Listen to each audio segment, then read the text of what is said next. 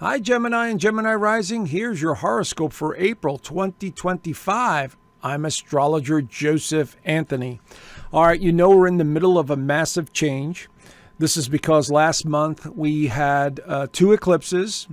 We had a major sign change for Neptune, which is now in your 11th house. But we also have, as we start off the month, Venus in retrograde in Pisces and your ruler Mercury in retrograde in Pisces. And as you can see here, they're making a very tight conjunction in this 10th house of career. So what this means is that we start off the month and your primary focus is being in the public, being in the spotlight, focusing on your business, giving, caring, sacrificing yourself to others, sacrificing yourself to business, sacrificing yourself to your responsibilities. That's what the beginning of the month looks like. Now, Mercury will be moving direct this month, fortunately, and so will Venus. And both of these will eventually leave this part of your chart. Now, Neptune will be continuing to be in Aries, but Mercury will join Neptune this month. So I'll talk about that shortly. Venus won't make the 11th house until I believe it's the 1st of May. So I'll talk about that next month. But we also see Jupiter is now moving direct in your sign. So the need to travel, explore, learn, teach, share your wisdom, check out new things, learn new things is definitely in the mix this month. Now, what makes this month beneficial is the second half of the month when the energy starts to shift into Aries, but we already have the Aries sun right here in the 11th house. So the month starts off with lots of socializing, interaction, friends, groups, organizations, hopes for the future. This is all in the mix right now.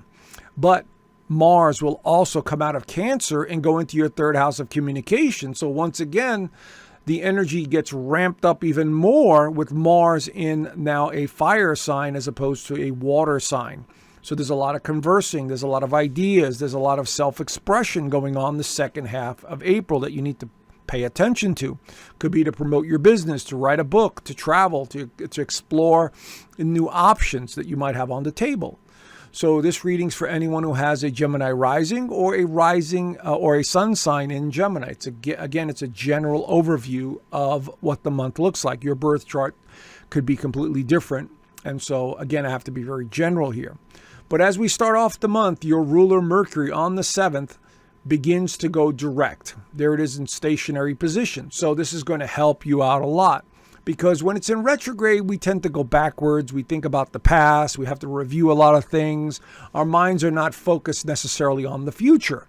But now that it's going to start moving direct over the next couple of days after the 7th here, your clarity will slowly start to build back. It'll start to come into focus, especially when Mercury enters Aries. And that's going to be, I believe, on the 16th. And I'll get to that transit also. But this is the beginning of some major changes for you in your mind. Now, the full moon this month is going to take place in another air sign, and that is Libra, right here in your 5th house of romance, love, creativity, speculation. And it's going to be at 23 degrees of Libra. So wherever that is in your birth chart, you need to pay attention to it. Now, what this means is something to do with a partnership, a relationship may come to an end, or there could be some sort of realization about someone in your life. If you have children, maybe it has something to do with your children. Maybe they're moving out. Maybe they just don't want your help anymore. Or maybe you're having a very important conversation to, come to terms with what needs to be done. Whatever it is, again, depending on your birth chart, there is definitely some indication of a relationship that is going to be not so great. Let's put it that way. Could involve some money too. Could involve some financial endeavors because Mars will be in Cancer, making an alignment to this full moon. So there could be some financial component to this partnership or relationship that you're going to have to really focus and pay your attention on. Now, Venus goes direct about an hour later, right there in stationary position. And so now that Venus is going to start picking up speed over the course of the next couple of days, it's in your 10th house of career. It's very close to Saturn. So what's happening is that, you're having to work hard. You're having to put in the extra effort. But with Venus now going direct, the creativity starts to bubble. The relationships start to increase. Venus is all about partnerships and relationships, but it also represents money and values. And it's in the 10th house of career for many of you. So this has a lot to do with your job, your business, how you're seen in the public. Maybe you're thinking about partnering with someone. Maybe there are some friendships that you need to review and revise before you move forward. But this will definitely help you as Venus makes its way through these next two alignments here with Saturn and the North Node. So you're destined to do something with your company or your business or your job is what I'm seeing here as Venus goes direct. Now, Mercury, your ruler, will re-enter Aries on the 16th. There it is right there. And it will join Neptune. This is one of the most psychic and creative times for many of you. Mercury in Aries works very well, and being a Gemini rising or a Gemini sun, this works extremely well for you guys. So your mind is going to be racing, and now your imagination will be racing as well, which means that futuristic endeavors, thinking about artistic endeavors, having important spiritual conversations and mystical conversations with others could be very important at this time, especially the first couple of days after Mercury re-enters Aries. So the energy is going to be quite high, and it's going to be, really stimulating you to just want to express yourself in some way. You might come to some sort of mystical understanding of yourself and the people around you. You might join an organization or group or a club that involves, mystical teachings. The other thing it could be is religious. If you're religious in some way, you might find, newfound religion, because Neptune falls under the umbrella of all religions. So this is going to be very important to pay attention. This is where everything starts to shift, the middle of April. Now, Mars also re-enters its sign that it was in, Leo, and that happens on the 18th right there. Now, this is where our motivation and drive begins to go up, because Mars works very well in Leo, as opposed to Mars being in Cancer. Mars in Cancer is very emotional and sensitive and withdrawn. It doesn't work very well. But in Leo, it's a very creative sign. It's another fire sign. So we're going to be wanting to be seen and heard and express yourself in the biggest way possible. And so this is going to be very important for many of you as it enters the third house. Now, the third house has a lot to do with short-term travel, writing, self-expression, ideas, all forms of creativity with Mars in Leo in the third house. Now, there is one cautionary alignment that I do see here as soon as Mars enters that house, is this opposition to Pluto, which is going to be in effect also from this point forward, at least until the end of the month. I will get to that alignment in a minute, but in between this, we have the Sun entering Taurus on the 19th and 20th. So here it is right here. So now when the Sun enters Taurus, this has a lot to do with values, working from behind the scenes, spirituality, mysticism, taking a break, relaxing, getting back to the basics. And so this is going to be very important. But now I want you to notice something. The Sun will be squaring Mars and Pluto. So there's a giant T-square in the mix here.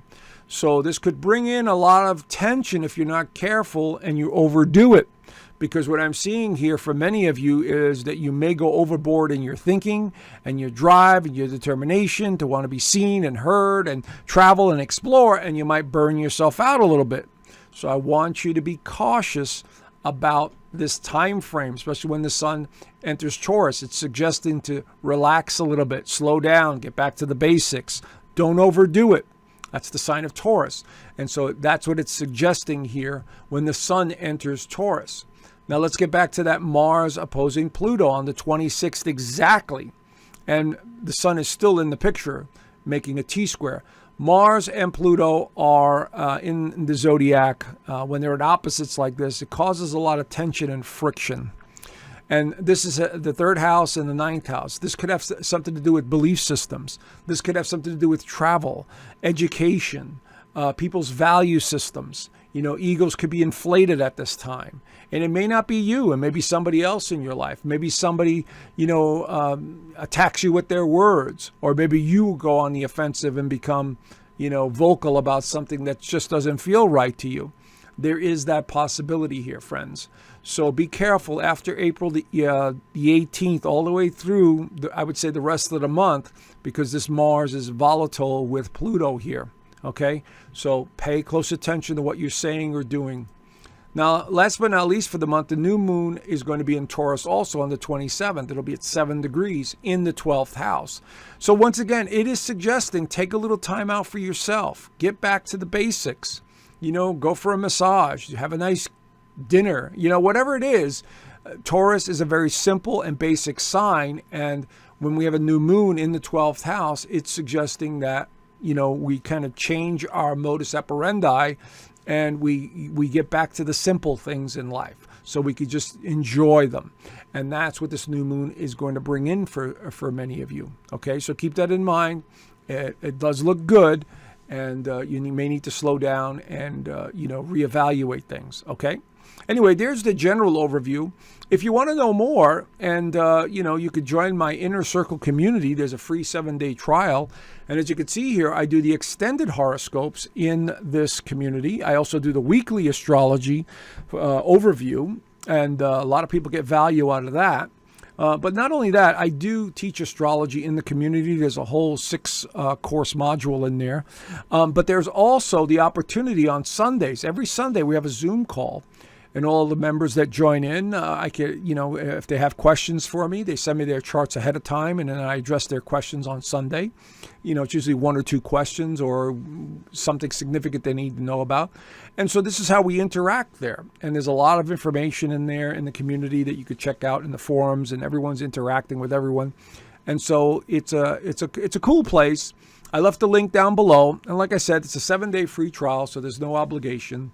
And hopefully you'll join for a while and enjoy. All right.